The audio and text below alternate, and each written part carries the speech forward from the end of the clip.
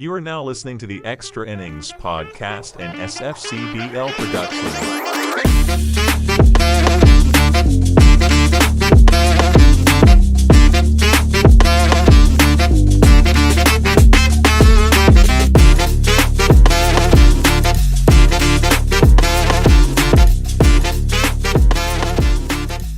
Hello, everyone, and welcome into the fifth episode of the SFCBL's Extra Innings podcast. My name is Owen Kling, your host for today's episode. Today, I'm joined by Eli Lirette from Tulane Baseball, and he is also a member of the 2024 Boca Beach Boys. So welcome on, Eli. How are you? Doing great. How are you? Thanks for having me. Good. Happy to have you on here. You know, it's getting closer to our season now. I think we're just about 37 days away now, which is pretty crazy considering, January was yesterday, right? No. But Feels like it. yeah, absolutely. It's been flying by. So as we get closer and closer to the season, obviously, I'm sure you're ready to get out there, as am I. You know, there's a lot of newness to the league this year with the addition of 4 more teams and then 2 teams changing names and stuff like that. So well, besides that, let's kind of dive into who you are as a player and as a person. So kind of just give us some general information now about who you are as a person, and then we'll dive into you as a player. I'm Eli Lirette. I'm from Mandeville, Louisiana. I've been playing baseball for about 16 years now, and it's pretty much my passion. It's what I do. It's pretty much all I know. Um, it's just the game I love. Yeah, absolutely. So, how did you get started in baseball? Obviously, you said just now 16 years of playing. So, just calculating your age, even if you're 20, 21, 19, whatever it is now, what was the earliest stages that you got involved in it? How did you get involved in it? And what has kept you in it for so long? I got involved in it when I was 4 years old. It kind of started with my dad. He played baseball when he was in high school. He just kind of introduced me to it. I would always be outside with the ball, whether it be football, kickball, baseball. I was always outside, and that was just one of the games that I found a love for at a young age. Yeah, definitely. And I can share that same sentiment. I started off in baseball too when I was fairly young, and then I actually transitioned away from baseball to play football, and then got back to baseball back into high school at times. But everybody's journey is different, and I think that's one of the beauties of having this podcast is that we get the opportunity to speak with different people, whether it be somebody like you who's at the college ranks right now, or a professional who's a GM in the league or something like that who has played at every single level that there is. So after knowing that you were going to be in baseball, how did you navigate each level, right? Because little league is obviously different than your middle school ball, which is still technically little league. And then after middle school, how did you navigate high school, and then to where you are now? So when I was younger, my dad made a baseball team called the Destran Voodoo, and it was just kind of like the local guys who were like interested in playing baseball, and we just kind of got together, started playing, and then it kind of branched off to where I went to play for a different team called Big Easy, and I played there from 9 to 12 years old. And I'd say that's probably where I like found out like baseball is what I want to do at the next level. And I had a great coach and Devin Duke who taught me the game of baseball. He was just on me. He held me accountable for every situation. I actually was a catcher at the time, so like he would like if I didn't give full effort, he would just look at me and be like, and just give me that look, and I would know like got to get it together. And then actually, I didn't make the East Bank Little League team that won the World Series a few years ago. I didn't make that team, and that kind of lit a fire in my butt to where I was like, all right, I need to prove people wrong and let them know that I want to do this. And so about 2 years after that, I started playing more travel ball, and then got to high school and just started to make a name for myself, and it just kind of started spiraling up there. When I was in high school, went to Lakeshore High School in Mandeville. They did a great job of developing me, and coach at the time allowed me to play travel ball for the Knights. And once I started playing with the Knights, it got they got me in touch with different schools that gave me the opportunity to play at the next level. Definitely want to talk about that, process because it's different for everyone. So, I don't know if you've listened to other podcasts from us yet. We only have 4 other episodes, but I did interview Nolan Shawnuel, who's currently the starting first baseman for the Los Angeles Angels, and I worked with him at Florida Atlantic University. But it's interesting to know that he ended up at a smaller school like FAU, and now Tulane and FAU are in the same conference now, but Tulane is notably considered a bigger school than FAU, even though if they are still, just those lower level Division Ones.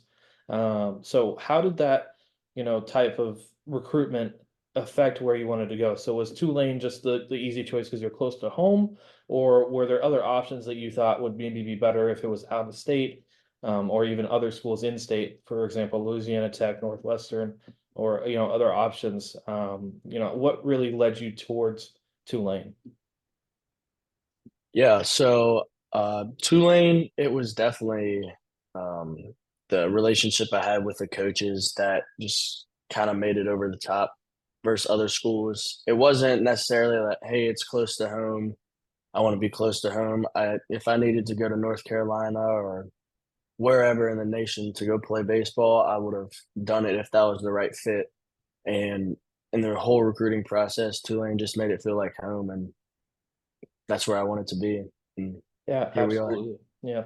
Well, staying home, has its benefits, of course. You get to stay closer to family. I do want to talk about the process that you're going through right now at Tulane. So, a lot of schools, these days, you can go to them and you can be ready to play, and then a situation like yours arises. So, without, taking away from what that is, go ahead and explain what your current situation with Tulane is like.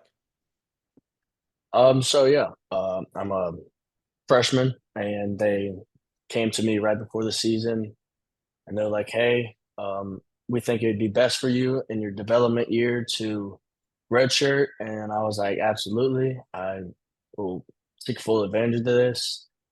Initially, like before that, they're like, "Hey, we think you can be a contender to be our base runner and defensive replacement." Then, right before the season, they came up to me and they were like, "Hey, this would be best for you," and I agree with them. Like I think having this year has been very beneficial to me. Yeah, and I think, the way that some people take that decision can be a make or break thing for them, right? Like you can tell by a player's professionalism or they respond to that type of situation really determines whether or not they're going to be one of the guys. And obviously, without saying you didn't say the right answer or did say the right answer, I think you made the right choice by, kind of accepting that role. So now knowing that you're not playing this year, you're not in the lineup, you're not getting at bats. Now, obviously, at home, you can still be around the practices and things like that.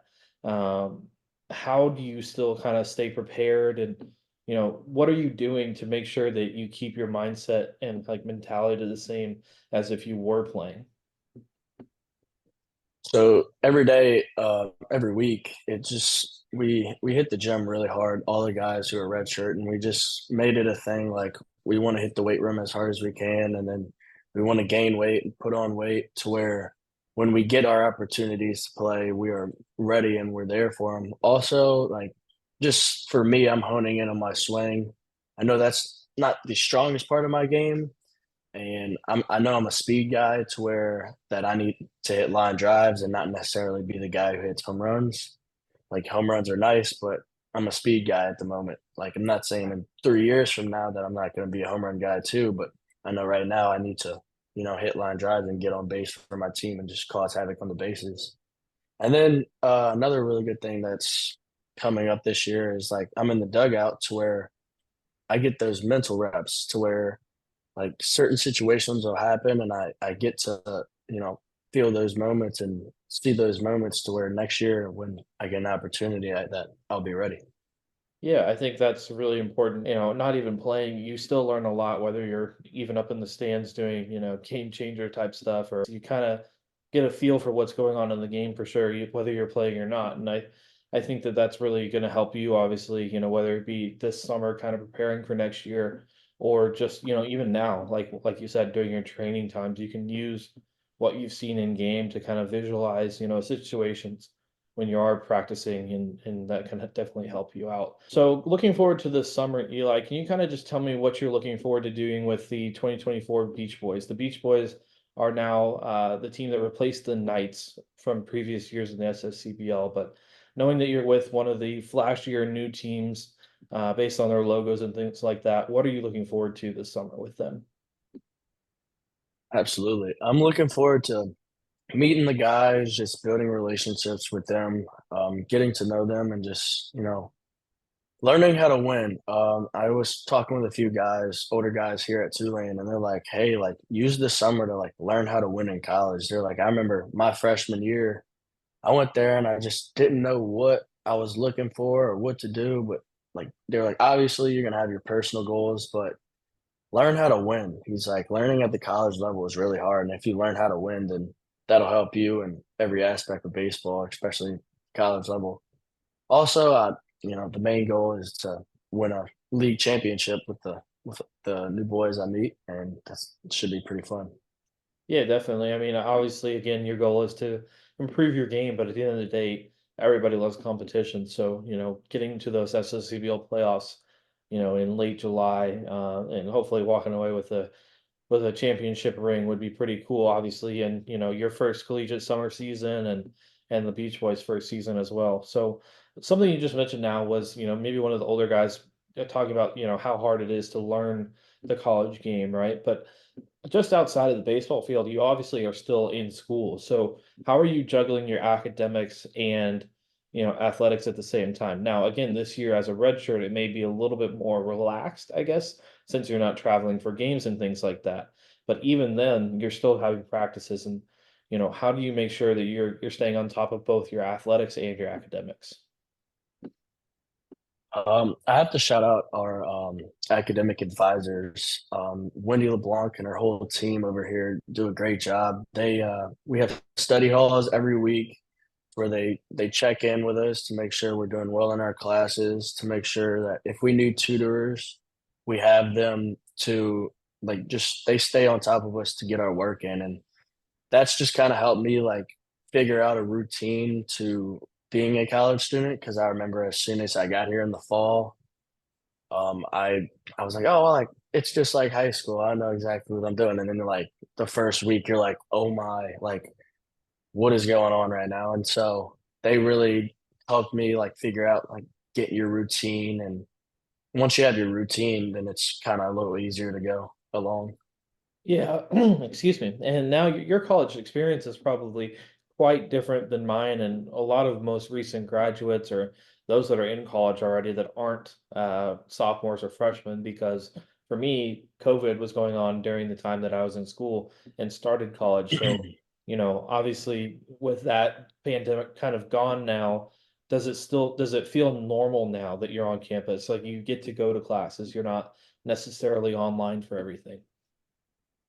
Yeah, I think the campus around here is pretty back to normal. I don't see there's many restrictions at all that, you know, resemble COVID at all. I do have an online class for kinesiology, but they don't offer that one in person. So where that is like an online class, but everything seems to be back to normal here at Yeah, Tulane.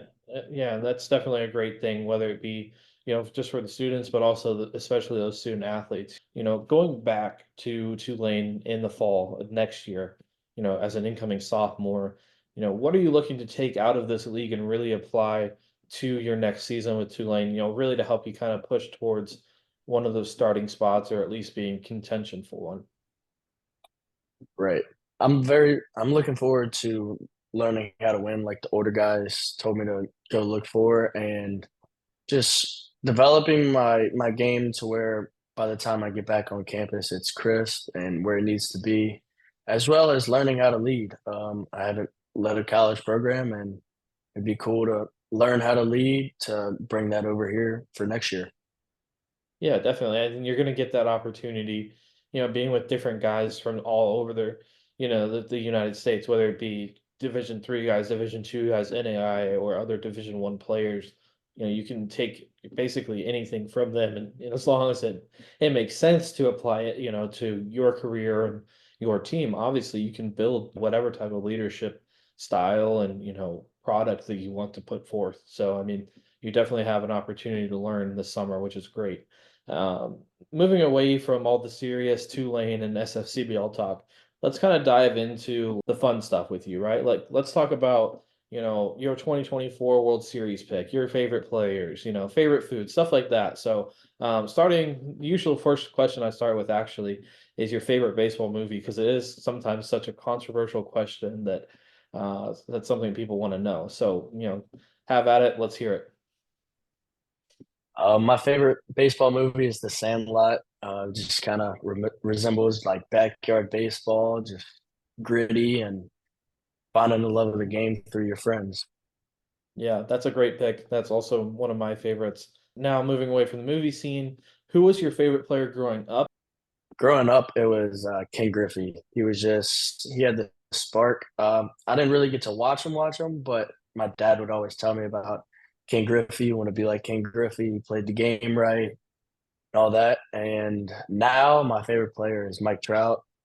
He's just a center fielder, and I'm a center fielder, and he just plays the game right and just always at the field, grinding and getting better every day. Looking forward to this year's MLB playoffs. Do you have any teams in mind that hope will make it? There's certain teams right now that are making pushes early on in the season, no doubt. But like, a team that's doing well this year that I didn't expect, even as a Royals fan. The Royals have been on kind of a hot streak, even though they're not 30-0. They're well above 500 when in recent years they haven't been. And then there's the Marlins, who everybody was kind of hoping would have a better year, and they've only won 4 or 5 games. Now, again, I don't know who your team is. We may have discussed this in the past, but who is your team, and who do you think will make it to the World Series? So my team is the Astros. We're not really having the best season. I think the Dodgers are going to make it to the World Series and win the whole thing this year. Wow. So just by picking up Shohei, that just makes him untouchable, huh? I think without Shohei, they still have a really stacked roster with Mookie Betts and all those great players. Yeah. Well, kind of staying on the topic of the MLB, something that's been kind of the talk lately is the mention of all the younger stars making it up so fast. So, for example, my guy that I know, Nolan Chanuel, made it up within 40 days, and played the rest of the 2023 season with the Angels after running through, minor leagues. Another guy that's up now in the 2024 season, which I thought he should have been on the roster for opening day, but he wasn't. Jackson Holiday for the Orioles.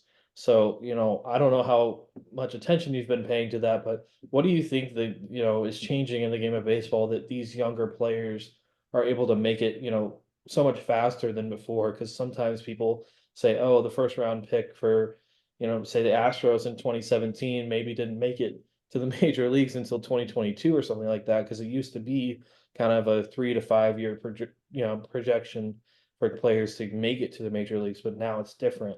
So kind of what are your thoughts on that? Why do you think that's happening personally? I love the way that the MLB is getting those guys the opportunity to be up there quicker. I think the reason why they're getting there so fast is because the technology. I feel like there's better machines to hit off of. There's better drills. There's better workout programs to just develop people a lot quicker than people have, in the past. All the technology that's being incorporated at even the college level, and I don't know what everything that Tulane has, but FAU, for example, they have the Rapsodo and Etrotronic cameras and stuff like that that kind of help them track player statistics and analytics. But there's a lot of people that are kind of against that still, and mostly the older school baseball population is those that are against it. But even some of them have switched over to liking that technology. So based on what you've used or experienced with, at or not at Tulane, what are some of the technologies that you like using personally to kind of better improve your game? We use the TrackMan over here, and specifically in like hitters meetings, we'll know like, hey, like the pitcher pitches this type of way, like be ready for this, or Like it just tells us different percentages to where like when we go up there, we're fully prepared to, have a battle with a guy. And I like how like in the fall, if we don't have like a umpire, that there's still a strike zone that we can use. That's pretty spot on. I think that that's something that the Major League baseball in general, has always been kind of the wishy-washy thing, right? The strike zone, whether it be Angel Hernandez or anybody behind the plate, probably a poor example to use him, but any umpire, it's really all kind of based on what they see, right? So while a lot of them, the good ones, get them right almost all the time, there's always going to be some sort of discrepancy where, okay, yeah, you called that a ball, it was a strike, or vice versa. So it's interesting for sure. Now, I think you're wearing number 50 at Tulane, correct? Correct. Yep. So what would be your dream number to wear for the Beach Boys? And I can't make any promises. I can't tell you what jersey number you'd get, but what has been your number, prior to getting to college? Because once you get to college, you don't really get to pick anymore. So my whole life it's been number one. But recently with travel ball, I joined a team late, and actually Enrique Bradfield for Vanderbilt wore number 51, and I liked the way he played the game. So 51 would be Yeah. like, I guess, the dream number. Well, I mean, technically you're there now, right? 50 in college, one through everything else, add them together. Yeah, Yeah, that's one exactly. way to get there. Just think outside the box and you got it. So, other than that, Eli, if there's, any one player that you could play alongside, all time, whether they've retired, whether they've passed on, or if they're coming up through the game or currently playing, what would that player be? And again, if you say Mike Trout, I understand, but maybe think outside the box. Maybe not so much just your favorite player, but somebody that is comparable or has that same asset, or skill asset type like Trout. Right. I would love to play against or with Derek Jeter. I'm not the biggest Yankees fan. People who know me know that. But I know that Derek Jeter just has that winning mentality and knows how to be a leader, and that's why he's one of the greatest to ever play the game of baseball. Yeah, he's not called the captain for nothing. Let's just put it that way. Exactly.